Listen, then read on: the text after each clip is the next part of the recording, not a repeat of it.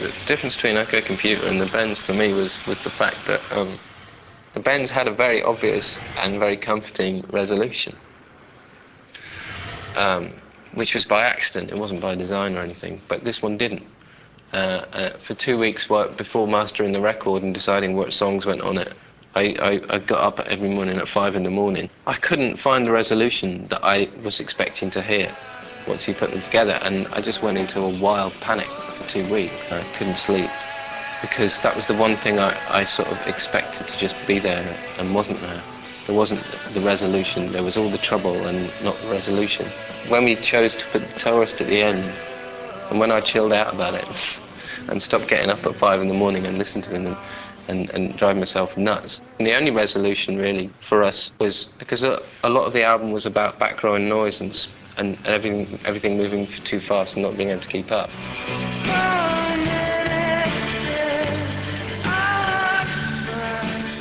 The last song was a song written to me, from me, saying, "Idiot, slow down."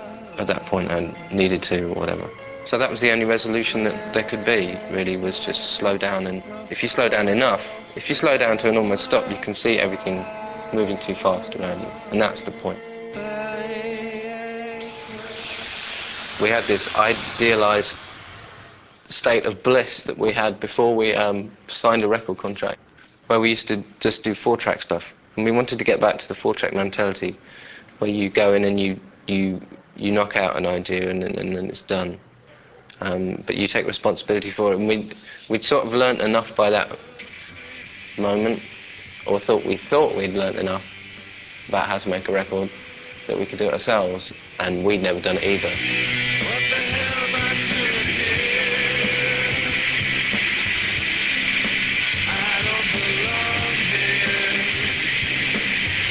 So it was like a workshop, and that was the sort of way that we wanted to do it. We didn't want to be in studios and have A&R men coming around and nice air conditioning and staring at the same walls and the same microphones and whatever. Just that to us was madness. But so we wanted to get to another state of mind, one that we understood, one that we could deal with, and that seemed the only way to do that was to produce it ourselves, because that way we didn't have to explain it in any other way. A lot of it stems from the idea of when I was at school. The first essay I ever wrote at school was, "You are an alien from another planet. You have landed and you are standing in the middle of Oxford, and write an essay about what you see if you're an alien from another planet. How would you see these people?"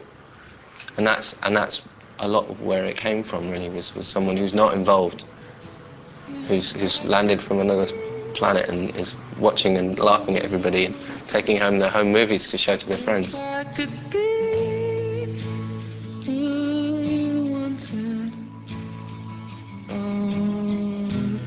But it was also, a lot of misdirected spirituality is placed towards the X-Files sort of syndrome, like at the end of the last century, everyone started seeing bleeding statues of Jesus and the cross and so on, sort of similar thing, and suddenly everybody sees sightings, although certain people claim we've always seen them or whatever. Whether they're angels or... that is the sort of angels or aliens thing, which is sort of fascinating, but sort of not really the issue.